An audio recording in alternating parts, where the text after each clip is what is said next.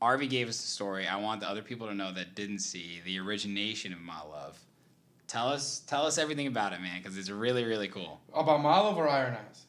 Well, I want to hear about MALOV, Okay. the name, city, how you guys, like, when you guys decided, like, okay, let's do a duo together and then let's start making music. Okay.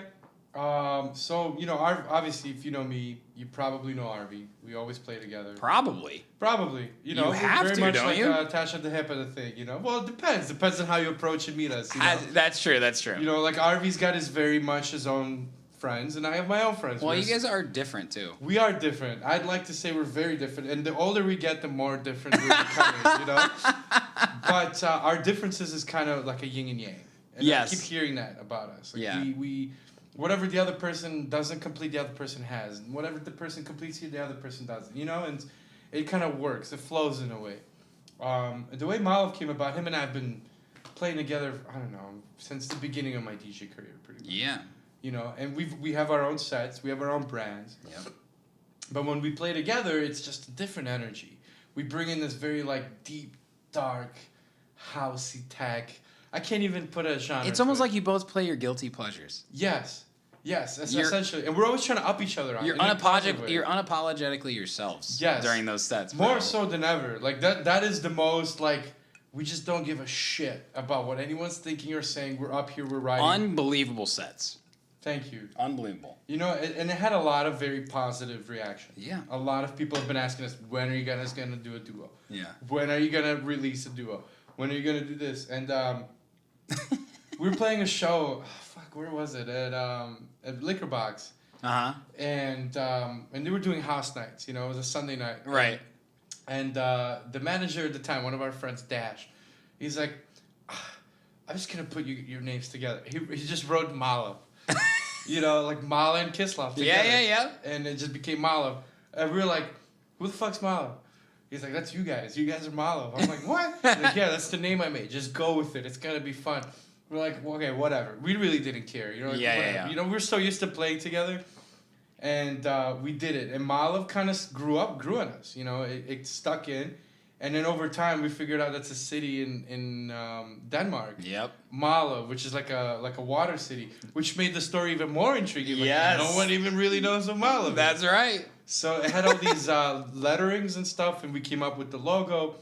And I was like, are we doing this? Like, are we doing MALOV? And he's like, yeah, let's do it. Fuck it. Yeah. Next thing you know, boom, we created Iron Eyes. And that took a bit of work because we had to figure each other's, you know, style. And DJing together and writing music together are two different things. Right.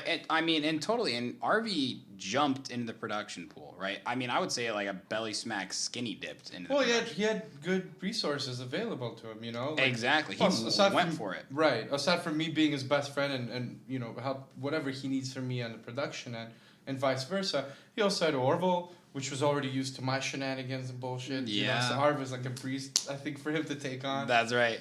And Arv is really good at networking too. So he like found other producers that he takes away from and. Oh yeah. Mm-hmm.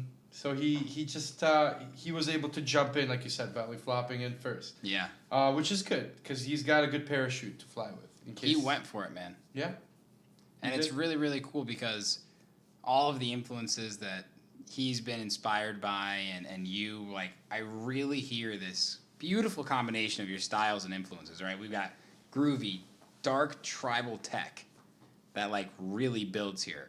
But, like, in Norway, I don't know. You know what I mean? Like, I feel like I'm literally coming in on the Viking ship, bro. Like, if those motherfuckers had some massive speaker system, dude, MALOV is DJing. Like, you know in Mad Max, the guy that's playing the guitar? Yeah. That's like you guys, except, like, in... More Middle Eastern. More Middle Eastern? Episode 150. Just science. Whatever you guys are doing, you're DJing going into battle with this fucking shit. Yeah, perhaps. You know, we definitely. So I'm very melodic. Like, I like melodies. Yeah. I love like a good solid ARP, accompanied by chords, and ARP is very much like bass line. Bass. Oh yeah. You know, he likes bass. Like, And he loves his percussion too. Right. Yeah, that's his thing. You know, Yeah. so that the elements fit together. When I was, he would create. Let's say like a percussion line. Right. Like, okay, let's add this here, let's do and we would just work off each other the same way we almost did as DJing. Right. You know, and it just Iron Eyes came out. And the reason it became Iron Eyes is because we have a friend in Romania, Boha World, on Instagram, Boha World. And he makes really awesome art. And he had this really cool album cover of Eyes, which we made the album cover for the song Iron Eyes. And he like pretty much influenced the name from Iron Hills to Iron Eyes based on the cover. Really? Yes, and it was like a whole marketing thing too. Like we could post it on Instagram, and it was very like. It's really cool. Very original. It's just, yes. I've never seen anything like it. No, it's so cool. So that's kind of like what really captured our eyes, and that's what we're trying to do with MALOV too. We want to do, we want to write good music.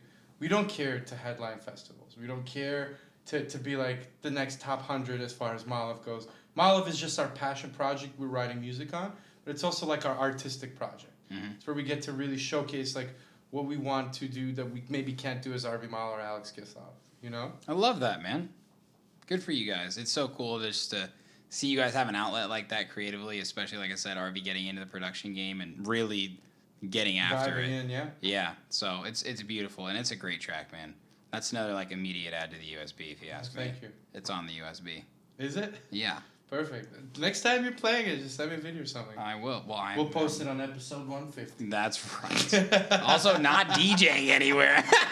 That's true. You want me to send a video in my room? That's true. You're right. Like, the mine is going out. But if you do, when it does. I'm still adding music to my USB because I need some sense of normalcy, though. So Okay. I do.